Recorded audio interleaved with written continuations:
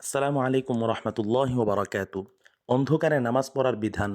কিবলা ঠিক থাকলে অন্ধকারে নামাজ পড়া নিষেধ নয়। সিজদার জায়গার দিকে নজর রাখা সুন্নত, কিন্তু তার জন্য ওই জায়গা দেখতে হবে বা দেখতে পাওয়া এটা জরুরি নয়। এর দলিল হলো একাধিক হাদিসে এসেছে যে রাসূল সাল্লাল্লাহু আলাইহি ওয়াসাল্লাম অন্ধকার ঘরে নামাজ আদায় করেছেন। যেমন আয়েশা রাদিয়াল্লাহু তাআলা আনহা থেকে বর্ণিত, তিনি বলেন, এক রাতে আমি রাসূল সাল্লাল্লাহু আলাইহি ওয়াসাল্লামকে বিছানায় পাচ্ছিলাম না। তখন আমি আমার হাত দ্বারা থেকে খুঁজতে লাগলাম।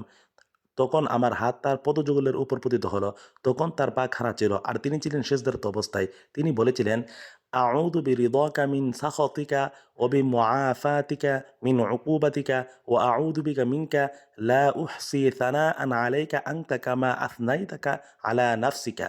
হে আল্লাহ, আমি আশ্রয় গ্রহণ করছি তোমার ক্রোধ হতে, তোমার সন্তুষ্টির, তোমার শাস্তি থেকে তোমার ক্ষমার, আর আমি তোমার আশ্রয় গ্রহণ করছি তোমা হতে। তোমার প্রশংসা করে আমি শেষ করতে পারবো না। তুমি নিজে ওইরূপ যেরূপ তুমি নিজে প্রশংসা করেছ।